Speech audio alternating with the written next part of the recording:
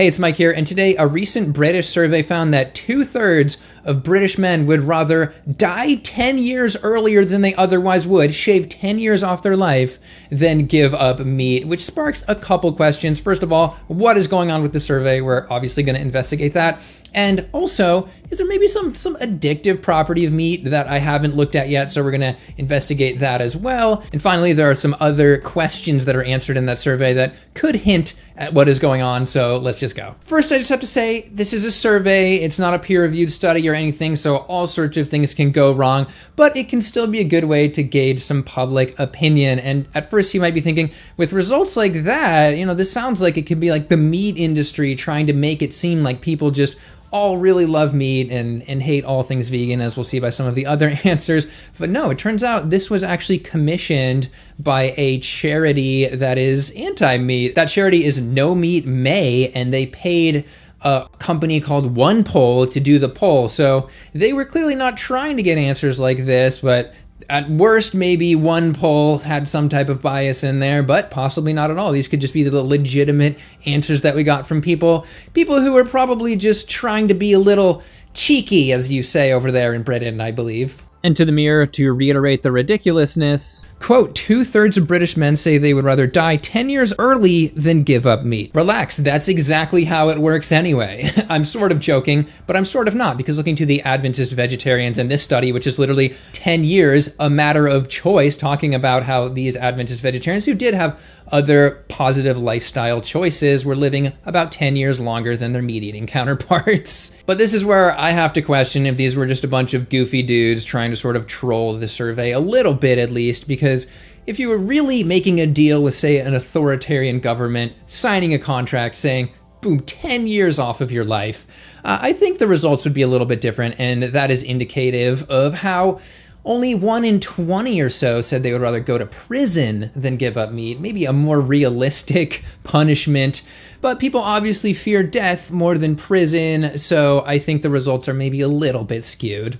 But still, the sentiment has been received. But we have some other answers here as well, and back to the Mirror, quote, a total of 18% of men surveyed said they would stop eating meat if it improved their sexual performance, and 35% if it improved their health. Spoiler alert, it does both. I have a whole video about erectile dysfunction. We don't need to go into that right now. But again, to those Adventist studies, we're seeing lower high blood pressure, way lower diabetes, and on and on and on. It continues with, for all genders, quote, a total 38% said they would stop eating meat if it improved their health, 36% if it reduced their chance of developing certain cancers, and 33% if they lost a stone or more of weight. I'm from the US, so I don't really know exactly what that is. I know I could easily look it up, but I feel like it's about this much. It's also worth mentioning that from this meta-analysis at least, vegans had about 15% lower risk of all cancer. So to the cancer point, better get moving. And plants do melt away the pounds. Looking to the Broad study, amazing weight loss in that randomized control trial that didn't restrict calories or add exercise. And then, of course, looking to just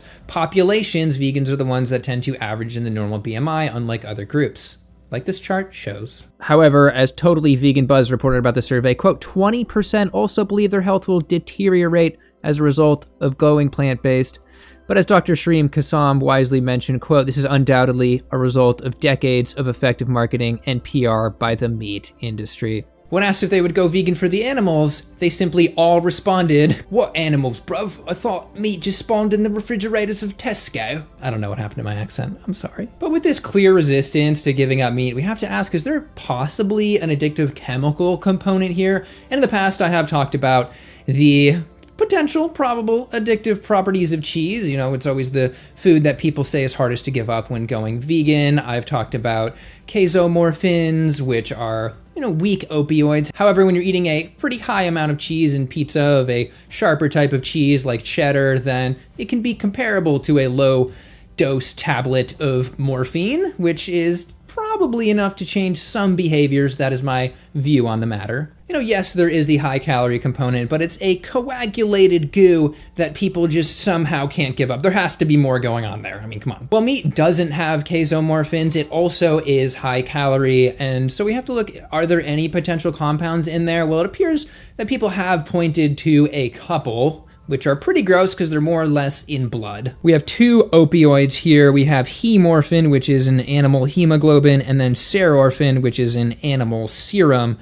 Gross stuff. The problem here is these are not very well studied in terms of how powerful of an opioid they are, how much there would be in any given serving, and so on and so forth. So we have no real good data here. So instead, we can look to studies on these sort of addiction ratings of various foods, and the results here are a little bit mixed, I'll be honest. We're going to look at two studies here, the first of which does not really support the addiction relationship, and that is this one that used a Yale Food Addiction Score and rated foods as how problematic they were based on how likely people were to binge on them and so forth, which we'll talk about in a second. But it is clear that meat, especially meat alone, is not very high on this list at all. Although cheese also is not high on this list at all, which was quite surprising, so I'm a little bit suspicious. It's mostly combination foods that appear to be the most binge-inducing, but I have to mention here again, problematic might not necessarily reflect how hard it would be to give up a food. There could be a food that is more binge-promoting, and then there might be foods that are harder to quit. For example, if you're not super binging on coffee, maybe just 1 or 2 cups a day, you still could have a really hard time going cold turkey and stopping coffee altogether. Now to the second study, which supports the case. This is a 2018 study that also used the Yale's food addiction scale, and this time looked at the Nurses' Health Study. And their conclusion was, quote, consumption of red/processed meat, low/no fat snacks and desserts, and low calorie beverages was positively associated with food addiction, while consumption of refined grains, sugar-sweetened beverages, and fruit and vegetables was inversely associated with food addiction. Now, I was surprised to find that taking the sugar out of beverages somehow makes them more addictive, and that refined sugar was not as addictive here, especially on its own, so that's worth noting. But looking to this chart, that pretty high up there one on the left, yes, is red and processed meats in terms of how addictive it is, in terms of the pattern that they looked at, so absolutely worth mentioning. But again, I don't really care either way here. It's a mixed signal. It's clear that in one sense, it's probably not the most addictive food in terms of binging, but then it scores pretty high in the other one. And then finally, in terms of that chemical that we can point to, we have some maybes there that just need to be studied more. I mean, we really have to set up a study that randomized people to quit different foods, and then they could report on how hard it was and how addicted they were to those foods. And that would make the most sense in terms of the context of trying to give up meat. What is more likely than chemical addiction, and which is more disappointing, simply brings me once again to masculinity. I've touched on this topic several times, but back to the survey. Quote, 51% of Brits associated a meat-heavy diet with masculinity, and also vegetarian and vegan diets were roughly equally considered feminine. But we have to be level-headed. This doesn't actually mean that the window for chemical addiction has been closed. I mean, looking to the WHO and smoking as of 2010, it's a bit ago, but there was a point where 40% of men throughout the world smoked when only 9% of women did. Now, that indicates that perhaps men are more prone to addiction, but the question is that a result of masculine pressures, to be strong and tough? My lungs so tough. When you can't breathe good, that's when your lungs are tough. I don't know how it makes people tough. But back to meat, it certainly could be the case that the act of giving up eating meat would be a direct attack on this sort of fragile, quite fragile masculinity that appears to exist over there in the UK and here, and okay, fine, pretty much everywhere. But it's absolutely worth mentioning that masculinity shifts over time. I mean, high heels, originally a man thing. The color pink, originally masculine. So, maybe it's just a matter of time. But we have to ask, is it manly to pay somebody or directly take the innocent animal's life who has absolutely no power within this dynamic? Absolutely not manly at all. And there are some other findings here which are a bit peculiar and kind of annoying, but we'll read them. Okay, quote, well, 76% of people surveyed said they cared about the environment. Just 26% would stop eating meat to reduce their environmental impact. We're screwed. But to get in a little bit of hope, another UK survey of exactly the same size, going to Live Kindly, found, quote, 2 in 5, let's just call it 40% of Brits, are reducing the amount of meat and fish they eat in order to help fight the climate crisis. That is something that's actually happening, so that is pretty promising. Again, it's a matter of reducing versus eliminating theoretically at all, but hey, at least it's going that way. Finally, back to this original survey here, quote, a staggering 39% said they would prefer not to date a vegan. Billie Eilish responded with, her cover on Vogue. Yes, apparently that cover was a direct response to this survey.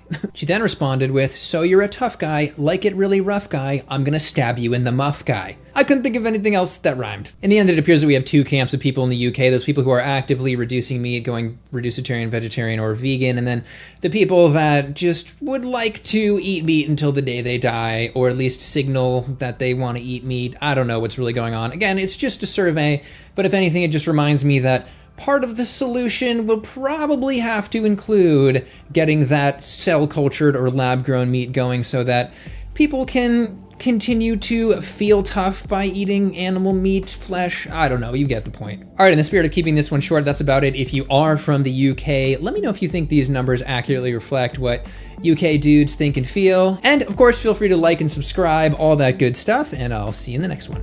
Thanks for watching.